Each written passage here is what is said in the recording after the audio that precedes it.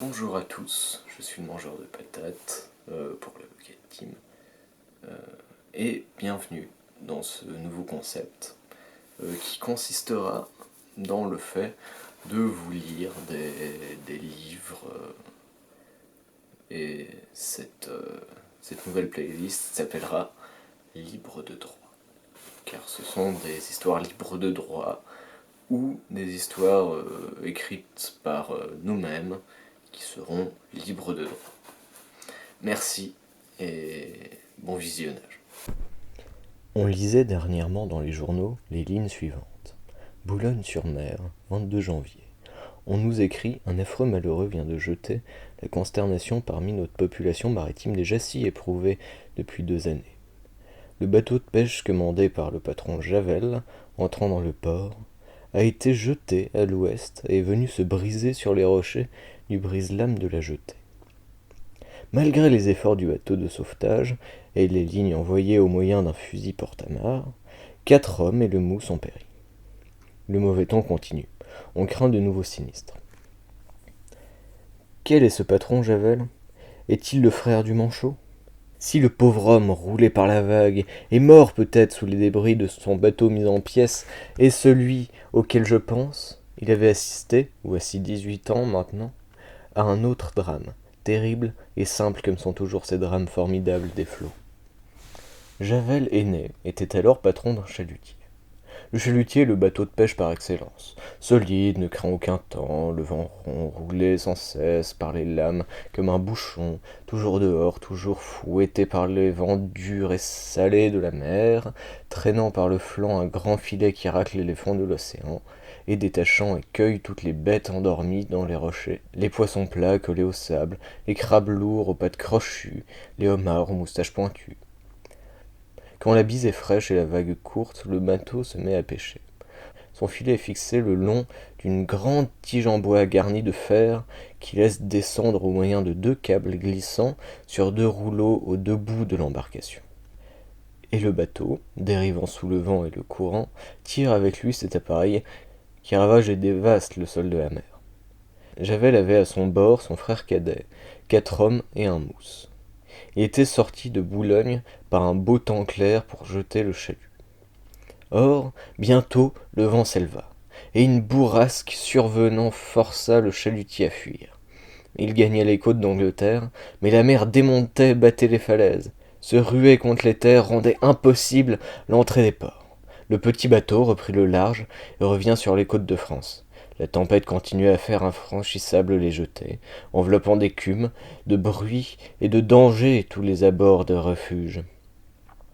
Le chalutier repartit encore, courant sur le dos des flots, ballotté, secoué, ruisselant, souffleté par les paquets d'eau, mais gaillard malgré tout, accoutumé à ces gros temps qui tenaient parfois 5 ou 6 jours errant entre 2 pays voisins sans pouvoir aborder l'un ou l'autre. Puis enfin, l'ouragan se calma. Comme il se trouvait en pleine mer, et bien que la vague fût encore forte, le patron commanda de jeter le chalut. Donc, le grand engin de pêche fut passé par-dessus bord, et les 2 hommes à l'avant, les 2 hommes à l'arrière, commencèrent à filer sur les rouleaux les amarres qui le tenaient. Soudain, il toucha le fond. Mais une haute lame inclinant le bateau, Javel cadet, qui se trouvait à l'avant et dirigeait la descente du filet, chancela, et son bras se trouva ainsi entre la corde un instant détendue par la secousse et le bois où elle glissait. Il fit un effort désespéré, tâchant de l'autre main de soulever l'amarre, mais le chalut traînait déjà et le câble roidi ne cédait point. L'homme crispé par la douleur appela. Tous accoururent, son frère quitta la barre, ils se jetèrent sur la corde, s'efforçant de dégager le membre qu'elle broyait. Ce fut en vain. Faut couper, dit un matelot, et il tira de sa poche un large couteau, qui pouvait, en 2 coups, sauver le bras de Javel cadet. Mais couper, c'était perdre le chalut, et ce chalut valait de l'argent, beaucoup d'argent, 1500 francs, et il appartenait à Javel aîné, qui tenait à son avoir. Il cria, le cœur torturé. Non, coupe pas, attends, je l'ai fait. Il courut au gouvernail, mettant toute la barre dessous. Le bateau n'obéissait qu'à peine, paralysé par ce filet qui immobilisait son impulsion, et entraîné d'ailleurs par la force de la dérive et du vent. Javel Cadet s'était laissé tomber sur les genoux, les dents serrées, les yeux hagards. Il ne disait rien. Son frère revint, craignant toujours le couteau d'un marin. « Attends, attends, coupe pas, faut mouiller l'ancre !» L'ancre fut mouillée. Toute la chaîne filait, puis on se mit à virer au cabestan pour détendre les amarres du chalut. Elles s'amollirent, enfin, et on dégagea le bras inerte sous la manche de laine ensanglantée. Javel Cadet semblait idiot. On lui a retiré la vareuse et on vit une chose horrible. Une bouillie de chair dont le sang jaillissait à flots, qu'on eût dit poussé par une pompe. Alors l'homme regarda le bras et murmura « Foutu !» Puis, comme l'hémorragie faisait une mare sur le pont du bateau, l'un des matelots cria « Il va se vider! Faut nouer la veine !» Alors ils prirent une ficelle, une grosse ficelle brune et goudronnée, et, entrelaçant le membre au-dessus de la blessure, ils serrèrent de toute leur force. Les jets de sang s'arrêtèrent peu à peu et finirent par cesser tout à fait. Javel Cadet se leva, son bras pendait à côté. Il était pris d'une autre main, le souleva, il le tourna, le secoua. Tout était rompu, les os cassés, les muscles seuls retenaient ce morceau de son corps. Il le considérait d'un œil, morne, réfléchissant, puis il s'assit sur une voile pliée, et les camarades lui conseillèrent de mouiller sans cesse la blessure pour empêcher le mal noir. On mit un seau près de lui, et de minute en minute, il poussa dedans au moyen d'un verre et baignait l'horrible plaie en laissant couler dessus un petit filet d'eau claire.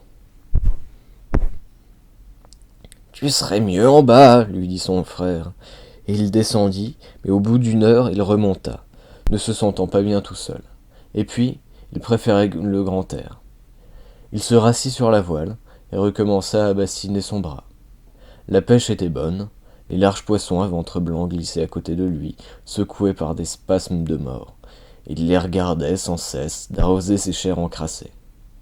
Comme on allait regagner Boulogne, un nouveau coup de vent se déchaîna, et le petit bateau recommença sa course folle, bondissant et culbutant, secouant le triste blessé. La nuit vint, le temps fut gros jusqu'à l'aurore. Au soleil levant, on apercevait de nouveau l'Angleterre, mais comme la mer était moins dure, on repartit pour la France en louvoyant. Vers le soir, Javel Cadet appela ses camarades et leur montra les traces noires, toute une vilaine apparence de pourriture sur la partie du membre qui ne tenait pas à lui. Les matelots regardaient, disant leur avis. « Ça pourrait bien être le noir !» pensait l'un. « Faudrait du eau de salée dessus !» déclara un autre. On apporta donc de l'eau salée et on en versa sur le mal. Le blessé devint livide, grinçant des dents, se tordit un peu, mais ne cria pas. Puis, quand les brûlures se furent calmées, « Donne-moi un couteau !» dit-il à son frère. Le frère tendit son couteau. « Tiens mal bras en l'air, tout dirait, tire dessus !» On fit ce qu'il demandait. Alors il se mit à couper lui-même. Il coupait doucement, avec réflexion, tranchant les derniers tendons avec cette lame aiguë comme un fil de rasoir, et bientôt il n'eut plus qu'un moignon. Il poussa un profond soupir et déclara « Fallait ça, j'étais foutu !» Il semblait soulagé et respirait avec force. Il recommença à verser de l'eau sur le tronçon du membre qui lui restait. La nuit fut mauvaise, encore, et on ne put atterrir. Quand le jour apparut, Javel Cadet prit son bras détaché et l'examina longuement. La putréfaction se déclarait. Les camarades vinrent aussi l'examiner, et ils se passaient de main en main, le tâtaient, le retournaient, le flairaient. Son frère dit « Faut jeter ça à la mer, à cette heure !» Mais Javel Cadet se fâcha. « Ah non! Ah non! Non mais non! Je veux point! C'est à moi! Pas vrai, puisque c'est mon bras !» Il le reprit et le posa entre ses jambes. « Il va pas moins pourrir, dit l'aîné. Alors une idée vint au blessé. Pour conserver le poisson quand on tenait longtemps en mer, on l'empilait dans des barils de sel. Il demanda « Je pourrais en petit point la mettre dans la saumure ?»« C'est vrai, ça !» déclarèrent les autres. Alors on vida l'un des barils, plein déjà de la pêche des jours derniers, et tout au fond, on déposa le bras. On versa du sel dessus, puis on remplaça un à un les poissons. Un des matelots fit cette plaisanterie. pourvu que nous le vendions point à la criée. Et tout le monde rit, hormis les deux Javel. Le vent soufflait toujours. On le voyait encore une vue de Boulogne jusqu'au lendemain 10 heures. Le blessé continuait sans cesse à jeter de l'eau sur sa plaie. De temps en temps, il se levait et marchait d'un bout à l'autre du bateau. Son frère, qui tenait à barre, le suivait de l'œil en hochant la tête. On finit par rentrer au port. Le médecin examina la blessure et la déclara en bonne voie.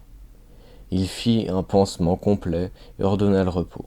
Mais Javel ne voulut pas se coucher sans avoir repris son bras, et il retourna bien vite au port pour retrouver le baril qu'il avait marqué d'une croix. On le vida devant lui, et il ressaisit son membre, bien conservé dans la saumure, ridé, rafraîchi. Il l'enveloppa dans une serviette, emportée à cette intention, et rentra chez lui. Sa femme et ses enfants examinèrent longuement ce débris du père, tâtant les doigts, enlevant les brins de sel restés sous les ongles, puis en fit venir le menuisier pour un petit cercueil. Le lendemain, l'équipage complet au chalutier suivit l'enterrement du bras détaché. Les deux frères, côte à côte, conduisaient le deuil. Le sacristain de la paroisse tenait le cadavre sous son aisselle. Javel Cadet cessa de naviguer. Il obtint un petit emploi dans ce port, et quand il parlait plus tard de son accident, il confiait, à tout bas, à son auditeur: « Si le frère avait voulu couper le chalut, j'aurais encore mon bras, pour sûr. » Mais il était regardant à son bien.